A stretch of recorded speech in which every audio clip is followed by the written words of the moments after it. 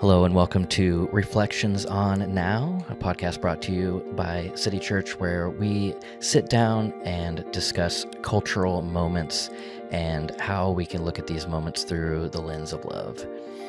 My name is Cody Jensen and I am the creative director at City Church, and I get to sit down with two of our pastors, our lead pastor Matt Nelson and our teaching pastor Rachel Sanders.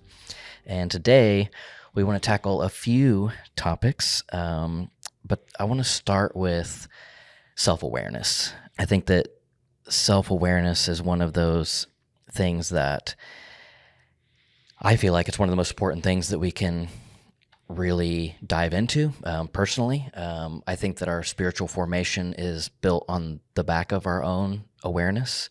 And I had a podcast in 2018 and 19, a weekly podcast, and a lot of those episodes are really my journey of learning about self-awareness and my journey into self-awareness. And I think that this talking about the inner life is important because how we see ourselves shapes how we respond to the world around us. And knowing why we're responding to the world around us is just as important as the response itself in our journey of becoming. And I wanted to start with just naming the difference between self-awareness and self-consciousness. And self-awareness is something that helps us honestly see ourselves so that we can grow and love others better. It's our intrapersonal relationship as opposed to our interpersonal relationship. It's your relationship with yourself, and it's your emotional intelligence and your ability to recognize not only what you're feeling, but why you're feeling it and how it's shaping your behavior. Versus self-consciousness, while it sounds similar, it's the mask that traps us inside of ourselves and has us constantly worrying about how we're coming across to others and how other people are thinking about us and seeing us. And that's when you're in self-consciousness of thinking about the way you're perceived versus knowing how you're feeling and the way that you're responding to that. And a tool that the three of us have all engaged with in helping in self-awareness is the Enneagram. And Enneagram, I find, is a very powerful tool, and it has helped me realize my strengths, but then also, even more importantly, my shadow side or my weaknesses. And the shadow side of why I show up in a room a certain way is because it's out of response of the things that I feel I need. And learning those things helps me grow as a person.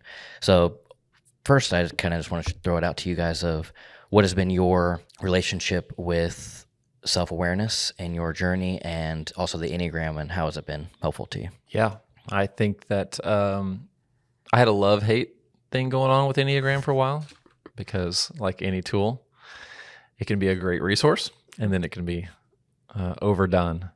But then, diving into it on my own, just realizing the beautiful parts of it, specifically like the motivations behind your behavior, I think is such an integral thing to know of why that. I actually was just reading a book called Essential Enneagram for a class that I'm in, and one of the first books developed on this, and they talked about somewhere along the way, like as you're developing, each of us developed one of these patterns in order to protect a specific aspect of ourself that felt threatened.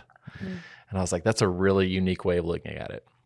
Like somewhere as a kid, something felt threatened, and I realized I could overcome it by fill in the blank. Yeah. And just thinking like that began to motivate the behavior of like, oh, if I can do this, or I can get other people to do this, then, and then knowing like the vice and virtue of that. The vice that leads me into destruction, and then the virtue that can actually be used for good, Mm-hmm. Yeah, I think that's one of the valuable things of the Enneagram in general is that learning that the way that you lost your innocence as a child shapes your whole personality of how you show up as an adult.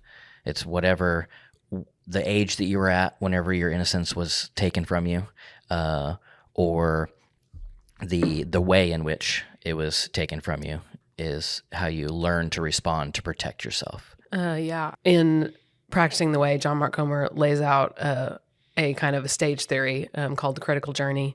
And stage 3 being like your active kind of like Christian life.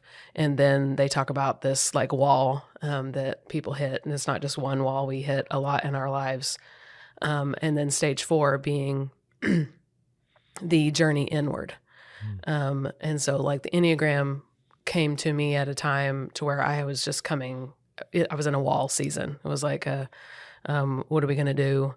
It was the season right before we came to city, and we had a lot of unanswered questions. And it was like, we know we're going to go to city and like heal and grow. And then also through that, we're going to spend some time to work on our marriage. And The Road Back to You, the book, got recommended. I don't even remember how it came across my path, but that's how I was introduced to it. And reading that book, it definitely, it felt like just that, like a journey inward to like really understanding like, oh yeah, this is, I just connected so much with really the shadow side, honestly, of I would identify as a 1. And so that like inner critic, the like kind of shadow side of what I like the word reformer for 1, not perfectionist, but understanding that perfectionist tendency, understanding the like that need to be seen as right, and how that is just so deeply shapes so much of what I do, and is a good thing too. Like when I look at things, I see things how they can be better, but that is also can be to my own detriment and to the detriment of those around me if I don't understand it. And so just like being able to, it was just like an onion. It was just like, oh, I'm just peeling back the things to really understand things that I'd known about myself. And then genuinely for our marriage, it was really, it was transformative. And we had learned a lot of the things that we were reading about the hard way over the 15 years at that time that we had been married. But it was definitely one of those like, oh man, if we would have had this when we first got married, this would have really saved us a lot of heartache and a lot of like just not understanding how to communicate, really not understanding each other. Like reading the chapter about Bodhi's type, I laughed out loud. So many times I was like yelling from the other room, like, you have to come read this, they're writing about you. It was just wild.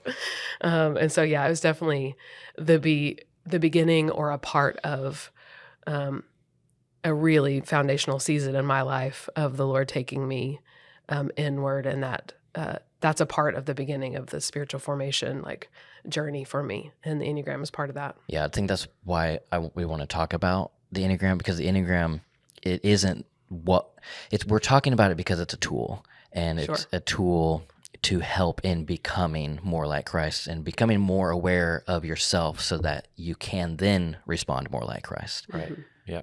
Yeah. And I think that's key, because it's not an identity. It's not a label, right? It's a tool. So like anything like that, it has limitations. And that's where, we kind of struggle sometimes to take things like, there's people I meet and they're more worried about their Enneagram number than they are their identity in Christ, what God says, who he says they are, and things like that. So I think just understanding its limitations, like for me, one of the great things about the Enneagram is you're able to identify, again, those motivations beneath the behavior. One of the downside is, one of the keys to self-awareness is community. Like you need other people to be able to identify what you can't see, and the Enneagram doesn't always help you, right? Like Cody and I ate kava today, and then Cody's like, "Hey, dude, you have a green thing in your teeth." I'm like, I wouldn't have known that by myself, But thank God you're here, Yes. and then you can help me with that, right? Yes. Yes. The beauty of being in a relationship with other people. So just again, approaching it with a level of humility and understanding what it is. Yeah, get what you can out of it. And I do think that unlike some tools, there can be a depth of like you can really, especially like how you show up in certain circumstances. Like I don't like the word like Enneagram 3s are often described as performers. I hate that term. I'll take achiever, maybe. But it also is this realization that if an Enneagram 3 is insecure, they can be like a chameleon, and they can change whatever they need to change to fit the room and to be whoever you need me to be in order to accomplish or get what I want, or even your approval, right? Like you can kind of deny, like, even reality, and just like, oh, I can fit the room. And sometimes it can make you come across like you're coming across like I'm authentic, but really you're not. You're being disingenuous because you're only sharing the parts of you that make you look good, right? Yeah. Things like that. Yeah, versus myself identify as an Enneagram 8, which is a challenger. I can show up in a room and immediately be very strong for two reasons. One, I have one of my core fears is abandonment, and that and so I will show up extremely strong to see if you can handle me. Because if you can't handle this, then you're not going to be able to handle me later. So I'm going to, if you're going to abandon ship, do it now. I don't want to build a relationship with you if you're going to. So I show up very, very strong into a room so that I know you can handle me. Secondly, there's a sense of being something that looks like vulnerability, but really it's putting some things on the table that seem vulnerable so that we never actually get to the vulnerable bits. It's good. Yeah. So those are things that we have learned about ourselves through the Enneagram and helped us move towards becoming. And I think that all of us have examples too of ways that we have been turned off from the Enneagram because of people who, one, it becomes an obsession and all they can talk about is themselves, and it's not a tool of becoming, it's a tool of selfishness and self-centeredness. Right.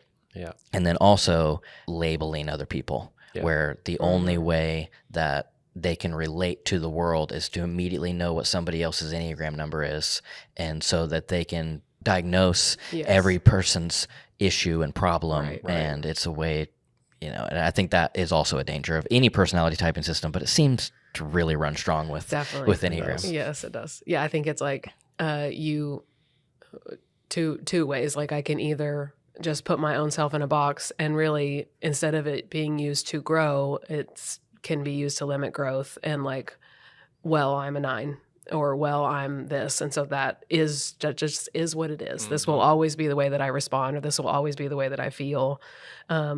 And then also you can do that to other people too. Like if you go in and you're just trying to like, well, a male 3 and a male 8, I can immediately, give a caricature of what those two things, can be, or what it's like to work with those two types of, types of people, and not give any sort of, room for growth or, your own, development and maturity. Right.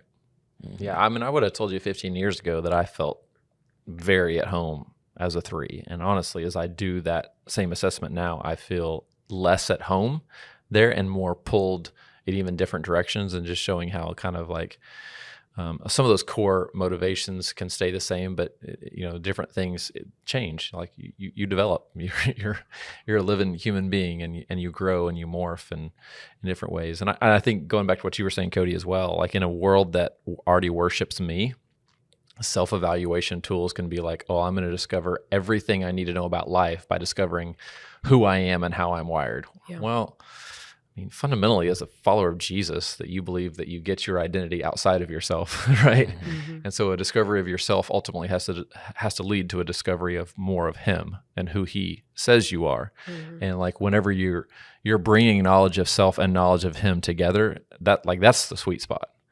And I think we just have to be careful that we don't just just dive into this black hole of like self-discovery, thinking that at the end of it somehow we're going to be totally whole, and healed and who we are. Like that doesn't work that way, I think with anything like this, it's understanding and always having that in the forefront of our mind as we are like taking a journey inward, and understanding how we were designed and wired, and let that pull back to the designer and the one who wired us. And like, I was created this way. I was designed to operate a certain way, and my brain works a certain way and thinks a certain way, and I'm pulled back to God in that and the gift of that. And then how do I steward this the best that I possibly can. Yeah. And that is one of the tools that has really, helped. I think one of the things with Enneagram for me is it really has made me aware in such a way that I am quicker to diagnose unhealth in me, emotional unhealth. I'm much quicker to realize that I'm tired or I have drifted a little bit or whatever that is, that I have there's certain cues inside of me because I understand my motivations. I understand that inner critic in me. I know when that's really loud, when I'm very critical of myself, that I need to stop and evaluate and rest or, pray or whatever needs to be the case at that time. But it has given me the ability to be able to just diagnose that really earlier. Yeah, that actually, my mind brought to me what I was trying to think about with vulnerability, that I can be transparent, which it seems like vulnerability because there's things that you can see, but you can't touch them. It's behind glass. It's transparent, but there's still a barrier there. Versus vulnerability, there is no barrier. You can reach through and you can touch the hurt versus just transparent, which is like seeing some hurt, but there's actually some glass in the way. Yeah. That's interesting. One thing that also I realized that we jumped right into this conversation and never really said what the Enneagram is. So some of you may be listening and you're like, okay, I'm hearing this word Enneagram and have no idea what you're talking about. We're just assuming everyone knows it. I don't think they made it this far in the conversation. They didn't. Skip 15 seconds forward. Right. Button. Yeah, exactly. Yeah, we don't have to get into it, but Enneagram is a personality typing system that is rooted in spirituality, and it allows you to, after taking a test, you find one of 9 personality types that you most lean towards, even though you are a mixture of all types. But there's one that is going to be the one that you lean towards, and then the ones that are next to that are your wing types. So every personality is multifaceted. There's not just 9 types. There's all kinds of different ways to look at it. But it's just a valuable tool in the journey of self-discovery. Yeah. And if you would like to take it for yourself there, if you just Google Enneagram Institute, it's probably enneagraminstitute.com or .org, but just Enneagram Institute. It's not very much money. It's like $10 or something, but their test is the best one that you're going to find. If you find the free ones, I'm sure they're helpful, but if you just want to skip all the noise, Enneagram Institute's test would be the one that I would recommend. They're actually sponsoring this podcast. Yeah, exactly. Use code RON, which, if you don't know, that's how we abbreviate Reflections on Now. It's RON. There you go. We have no sponsors yet. Yeah, no. One day. Yeah. So from the inner life, let's move to public life. And a little bit of a heavier, weightier topic of Governor Stitt recently announced Operation Safe, which effectively criminalizes being homeless in Oklahoma. And he's ordered law enforcement to clear out all encampment sites and to give basically everybody an ultimatum to accept a ride to a treatment or housing facility, which are all overfull, or get a ride to jail. And I think whenever I first heard about this and first read about it, it can seem like a compassionate thing, that some people need tough love and that maybe giving them this ultimatum will get them the treatment that they need. But there's a lot of problems with this, which we can get into. But also, in further research, the reality is I don't feel as though Governor Stitt is actually interested in empathy or helping. Seems as though he's interested in pawning the problem off to other people and putting a lipstick on our city. And I just brought one quote that, as he was speaking about clearing these homeless camps, he said, "We'll be back to make sure that these sites stay clear. Otherwise, the homeless will come back again to the same spot. And so we're going to come back and we're going to enforce it again and again. And after 2 or 3 times, guess what? They're not going to come back and set their tents up because they know it's going to be taken and thrown in the trash. And they'll move on to Portland or Los Angeles or San Francisco or somewhere else." And that is heartbreaking and also infuriating. The question that I want to bring is, how do we balance our desire for public order with Jesus' call to radical compassion? What a question. Yeah. I think I want you to speak to this because you had brought it up before we stepped into this podcast today, but just speak to maybe the dehumanization of America, which I think I would say is a big part of this, when you are able to separate lives from, just those people, homeless people, no names, no faces. Everybody knows that their neighborhood Facebook page is really where all the incredible conversations have. And, I actually live in a neighborhood where a lot of homeless people are coming through, and some of them causing issue as well. There's some of that as well. And just the amount of people on there, they're like so glad that those people were moved out and that they're gone. And so all the assumptions are they're all addicts and they're all the problem. And if we can just get rid of them, then our problem will be removed, right? And so nameless, faceless, storyless people, right?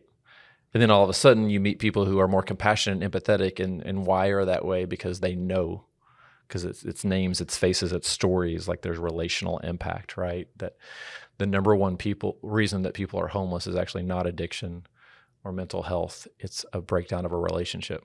It's a loss of a relationship. Yeah. Is there mental illness? Absolutely. Is there drug abuse? Sure. Yeah. I mean, the means doesn't justify the ends, right? So maybe speak more to that. Oh, yeah. Full disclosure, listeners, Rachel's been unstable today. And also sick. Yes. So I'm a couple double whammy. Octaves lower than I normally am. Yeah, I've just been so overwhelmed with grief today is the best way to phrase it. And just the weight of our world and everything that's going on in our world right now and how to carry it.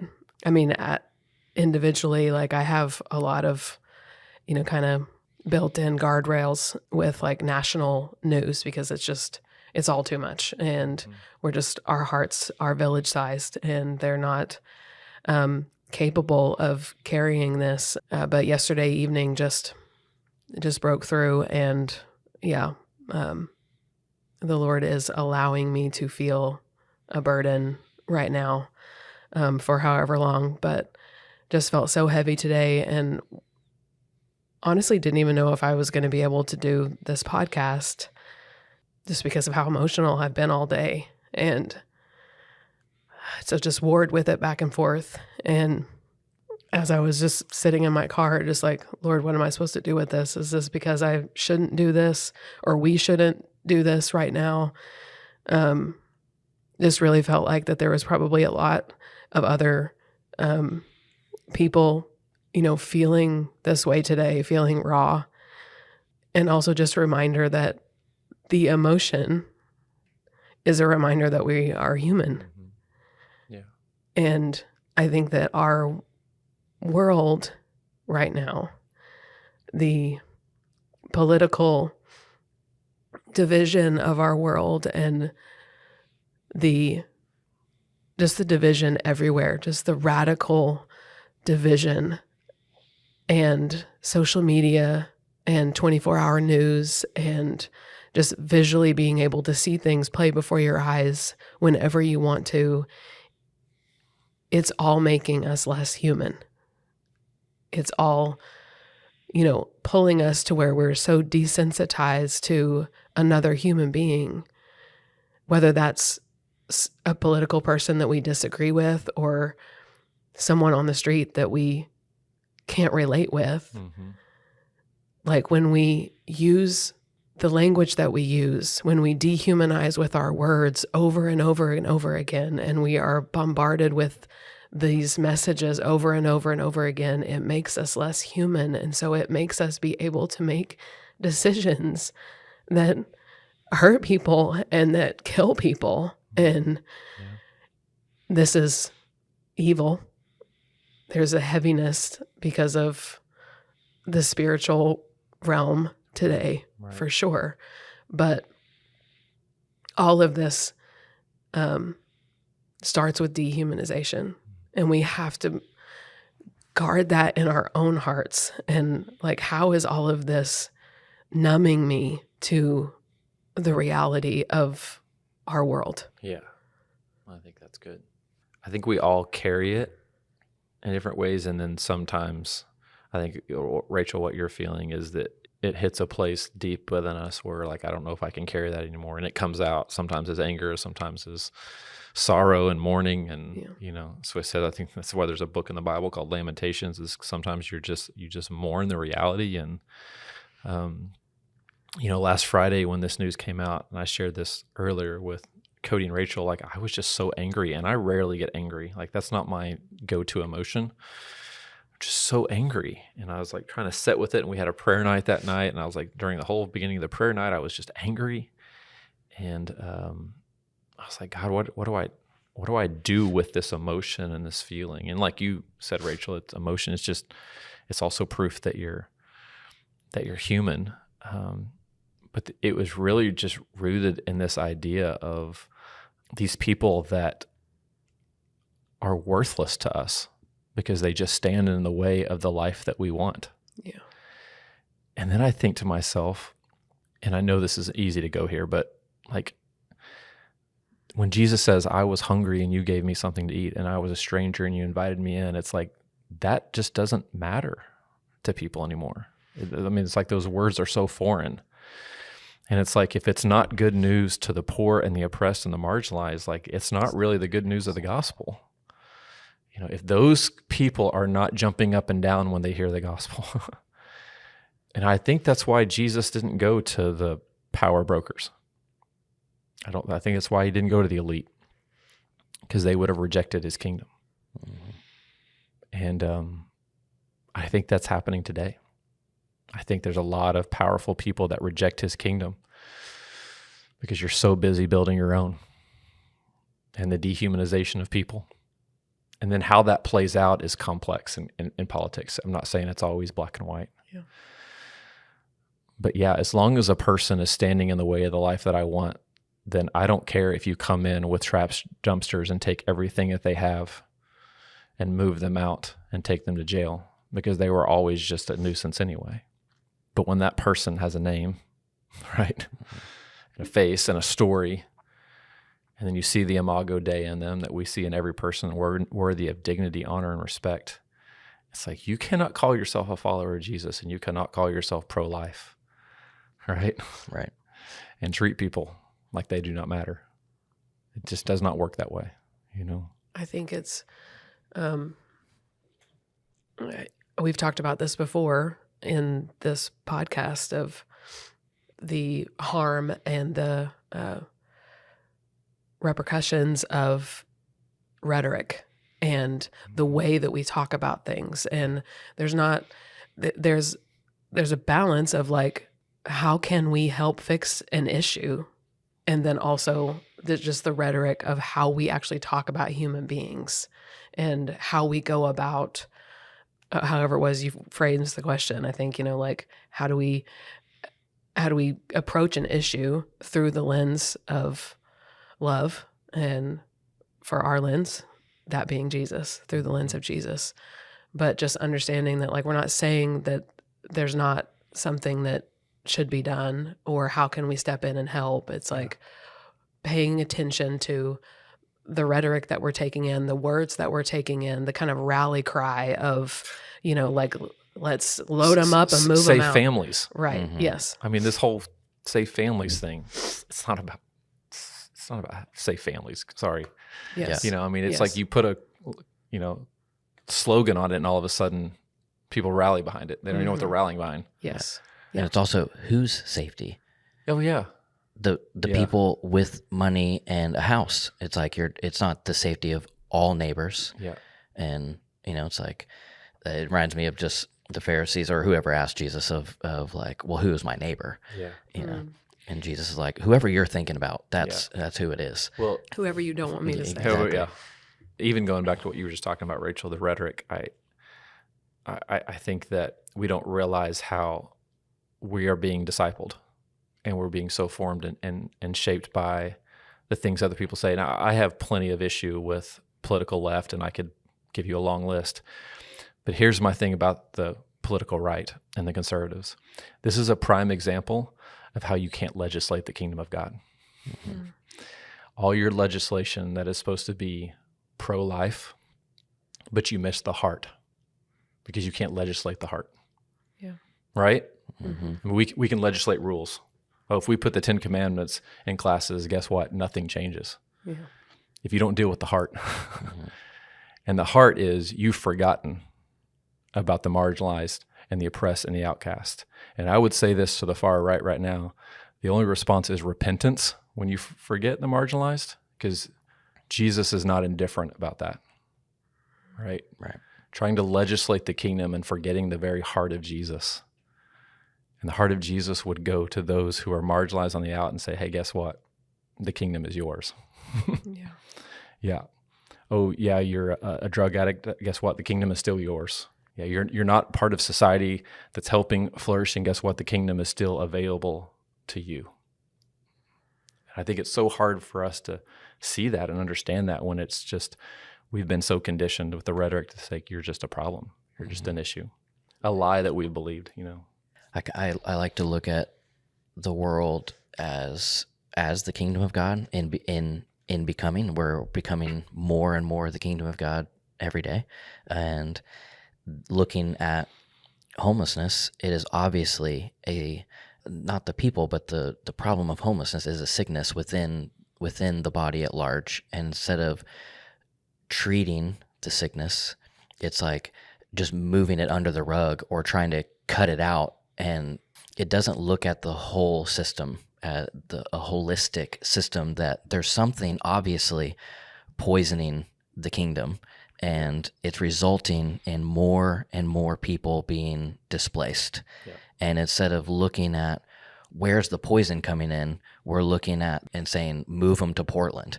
And it just... Well, I mean, that's lack of vision, lack of leadership. Yeah, lack of seeing the kingdom. And again, when we're left to our politics, this is what we do to people. Yeah. Right? And when we don't really deal with the heart, you know, when we just think to ourselves that like, oh, I can somehow legislate, you know, change and kingdom impact, you know. I mean, the whole purpose of the Sermon on the Mount is Jesus saying you can never live a kingdom life unless you develop a kingdom heart. It's an impossibility. You will always default to the way of the Pharisees when you try to just follow the rules or legislate things, right? But when we put our hope in those things, this is what we get. Mm-hmm. Yeah, we get systems and structures that end up looking so different than the heart of Jesus. Sad realities. So, I mean, I think this conversation, it almost is the answer to the question. I mean, as Christians, like, how are we to respond in this moment of the laws being changed where homelessness is illegal? Like, how do we respond to it? What do we do? I mean, the mayor called a meeting yesterday for what they're trying to do in our city, and we showed up and we were present in that meeting, and you know, trying to be just a resource for those who have had everything taken. I mean, highway patrolman was in our church parking lot yesterday, making sure that the state-owned properties and were right next to the interstate was clear. And so, how can we be a resource to those? How can we help people who have everything taken? This is the thing that people are struggling with discernment-wise right now. This is the same thing with immigration. It's like, oh, you want open borders. Nobody's saying that. Nobody's saying your safety and security doesn't matter. Nobody is saying that we don't have a homelessness crisis. Mm-hmm. What we're saying is you can't develop one strategy and move everybody through that, right? It's like every immigrant is a criminal. No, they're not. Yeah.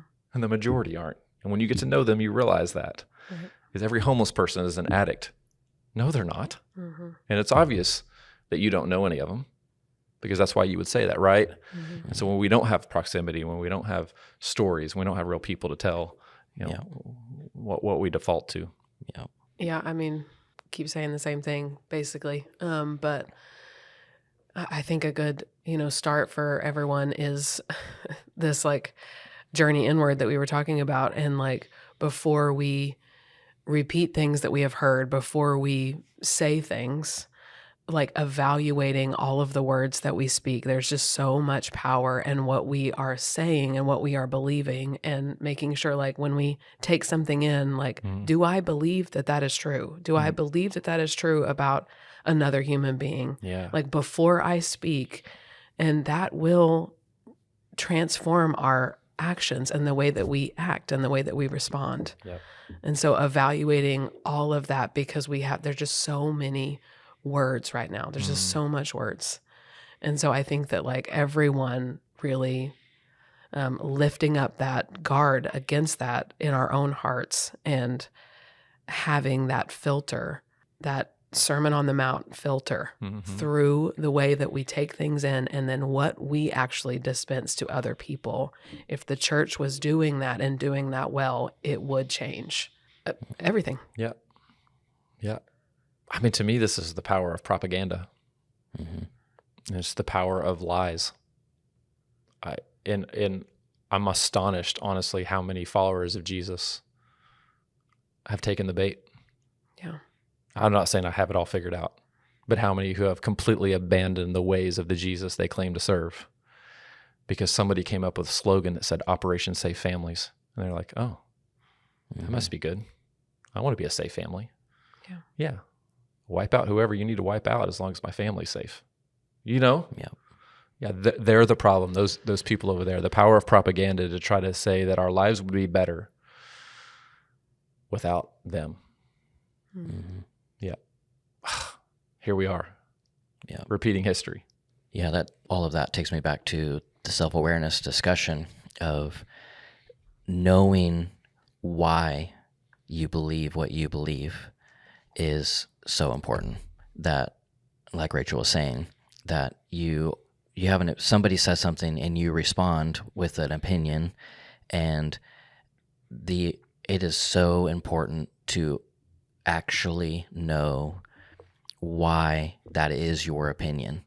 And if you ask that question to yourself and the answer ends up being because I heard it on a podcast, even this one, it's go deeper. Yeah. Like that shouldn't be your ultimate reason for spreading information, is that this one person said it on this thing that I agree with.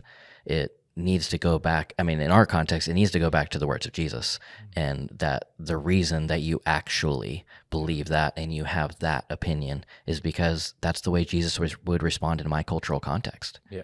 This current culture is indicative of a church that's lost their story. Yeah.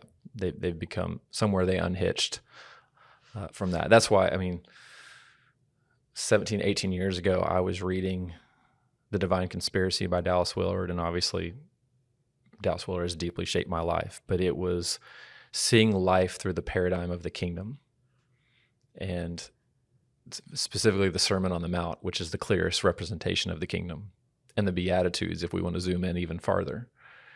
Like, and all of life becoming a lens by which we see everything through the kingdom. Yeah. Yeah. Oh, these people, this issue, I mean, that has to be our lens. And if it stops being our lens, like you're saying, it's amazing how far it will take you in such a short time. Right? The people on my neighborhood Facebook page, I don't know some of them that we're talking about. I know a few of them. I guarantee you all of them would identify as a Christian. Yeah. Oh, thank God those people are wiped out. I hope they get on a bus tomorrow and go back to LA. You know, all the things that are being said. Right? Right. Yeah. Yeah.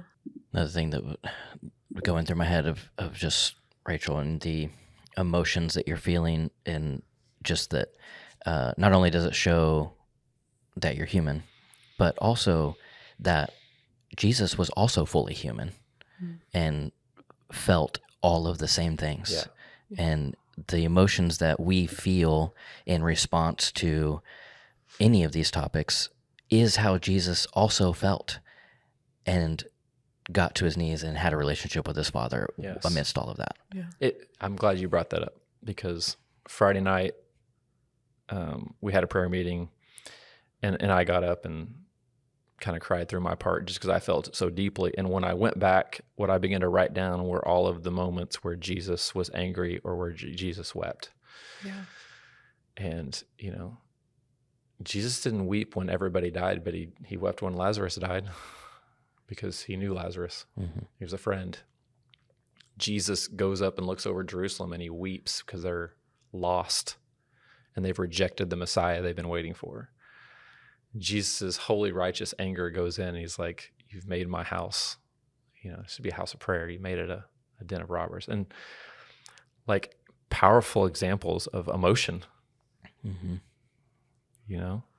Like real, raw, real stuff from Jesus, that I don't think he did everywhere all the time, but it also shows us humanity.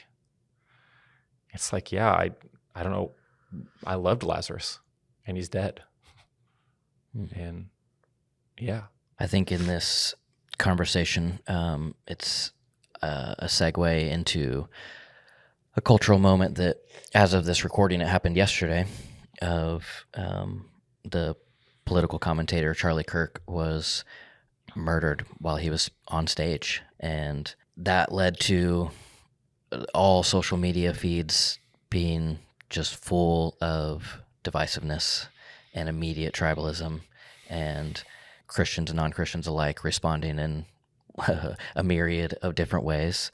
And this conversation of tribalism and how it tempts us to cheer whenever the other side loses or suffers, even death. And it just sickens me to see, no matter what I think about a person's politics or opinions, their death being celebrated is never right. And to me, under the lens of Jesus, murder is never justified, and in that way, never worth celebrating. And empathy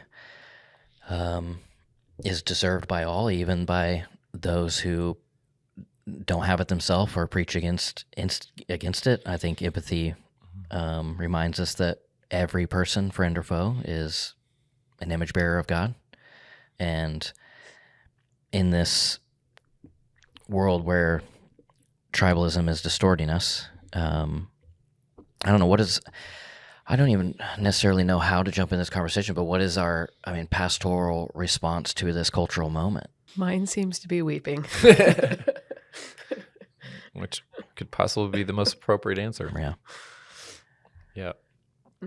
Yeah, I think we absolutely don't know how to lament.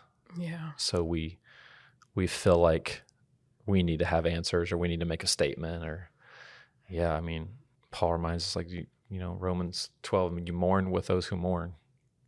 Like, just a reminder of our deeply fractured society. Yeah. I'm pretty sure yesterday there was a woman stabbed on a bus. Yes. There were 3-4 kids at a high school. That's second page news now.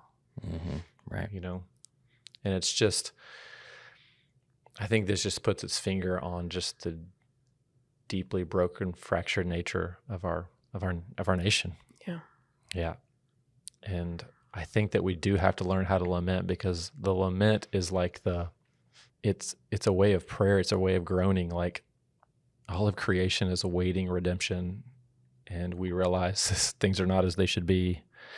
And so we cry out, Lord, come again, And I think you just have to sit in that for a while and resist the pull of the cultural wars and the tribal reactions of people, like, but here's what he believed about this or that. And like, there may be a time for that, but it's not now. Mm-hmm. It's mourning. Yeah. A life that shouldn't have been taken. Mm-hmm. And for me, the mourning, the life that shouldn't have been taken, and I think what hits harder for me is just that I live in a world where this life was taken by a rifle shot from 200 yards away in a public arena, and within hours videos of this murder is on my social media feed without me seeking it out, and immediate public discourse of whether it's justified and celebration, like all of that is my lament. Yesterday evening, obviously, just I already kind of shared that, just broken in a unique way, just felt that heaviness, but just like such deep brokenness, and just like, Jesus, be near. Yeah, just the brokenness of our world, and that exactly what you just said, Cody, of just that the connectivity of everything being at your fingertips, and just like so much. I was just like overwhelmed by the noise, and just like so many words, and just like craving silence and lament. Yeah, just a space of like what to do with this that I feel today, and genuinely don't have any like eloquent words for it. Yeah, just grief. Yeah, I think I said this the other day in a sermon at City Church, but I think we throw around the term unprecedented all the time, and most things really aren't. They're repeating history. But the unprecedented part of what we are living in is the amount that we consume emotionally. And I think the repercussions are probably way farther. I think it's the reason that mental health issues have skyrocketed. And I think, used to, you'd have to seek it out. You'd have to sit down at night or read a paper or see it on the news. And now not only the reality of what's happened, but everybody's responses to it. Now, everybody, and I to be honest with you, like, I am someone who deeply feels the problems on a global level. And I could go back and I can actually trace some of my anxiety to this deep desire to want to fix what is broken. But it's also whenever I'm taking it in, and it's like, yeah, here you are. Not only does this happen, but seconds later, you see live images of somebody being shot by a rifle, which are horrific. And then you see immediate responses of what's wrong, what we should do, what they thought. And it's just like, I just don't think we were created for that. I think that's when you get to these moments where you're like, you don't know how your mind and body will respond, but they're going to respond. Yeah. I have moments of maybe what you're feeling. Yeah. I think for me, it's actually moments of deep anxiety where I feel the weight and almost like I'm somehow responsible or I need to do something, I've always felt that way. It's like, no, there's nothing you can do about that. And honestly, we used to feel that weight every now and then. And now it's like we joke that we just need to put a podcast on the schedule because something will happen between now and then, Yeah. Like everything is weighty. It's almost too much. Yeah. I think too, it's a moment. It could be a moment, because although I did have on my, feed or whatever in front of me some of what you guys are talking about, but also there was a lot of a lot of people on all sides, just mourning and grieving, and this is not, no matter your belief, no matter your, this is, and I think that this, my prayer is that this would get us to take a step towards each other, and understand that the words of our world, the rhetoric of our world, the division of our world, it doesn't start with bullets. It starts with words. It starts with how we see each other and how we look each other in the eyes and how we speak about one another. And that's how it starts. And so can we take a step towards one another in light of this horrible time, that we're in right now? Yeah, I hadn't even, connected that with, but as soon as you said that with Jesus and his emotions, I was instantly oh yeah, Jesus. I feel we standing and weeping over the city. That it resonated so deeply with how I felt in the last 12 hours or so. And, but I think man, if we are a people called by his name, then we need to, in this, we've got to humble ourselves and call out to the Lord and pray and heal our land. Yeah. I almost wonder if we would be willing to do that, or if we're going to wait for something to force us. Yeah. You know, it just so happens that we're doing this podcast on 9/11. Yeah. And the only other time I can remember in my lifetime that people being so shaken to the core, where they were like, we need one another. Was 9/11. I thought that too. You know, Man. It's like, yeah, that deep, deep shaking, or like, we can choose it. You know, it doesn't always have to be just through devastation and suffering. And I don't want that way, you know. In all of these things, we don't have the answers. We're here just as humans having a conversation because we all love Jesus and we have our lives pointed towards Jesus, and we feel that recording these conversations may be helpful to those of you who are also trying to point your life towards Jesus. And I think that in all of this, the question as followers of Jesus is, who is forming us? And culture, we're being formed. We're being formed by what we take in, and we're being shaped by many forces. And it comes down to the question of, is it cultural forces or is it Christ himself? And that's where I want to end this conversation, is just that reminder that we are people that are being formed by something, and it takes awareness and it takes self-awareness to realize why you feel the way that you feel, why you have the opinion that you have, and to constantly be seeking the face of Jesus and the words of Jesus. And I believe if we continue to do that, then we'll become more self-aware, less self-obsessed, and compassionate towards the vulnerable, empathetic to those who even we consider our enemies, and loyal to the kingdom of God above any nation. Yeah. Anyway, any other way you'd like to end? Maybe we end with passage of scripture. Yeah, I was thinking. Luke 19:41. As Jesus approached Jerusalem and saw the city, he wept over it and said, "Even you had only known on this day what would bring you peace, but now it is hidden from your eyes. The days will come when your enemies will build an embankment against you and encircle you and hem you in on every side. They will dash you to the ground, you and the children within your walls. They will not leave one stone on another, because you did not recognize the time of God's coming to you." Amen. Use code RON at enneagraminstitute.com.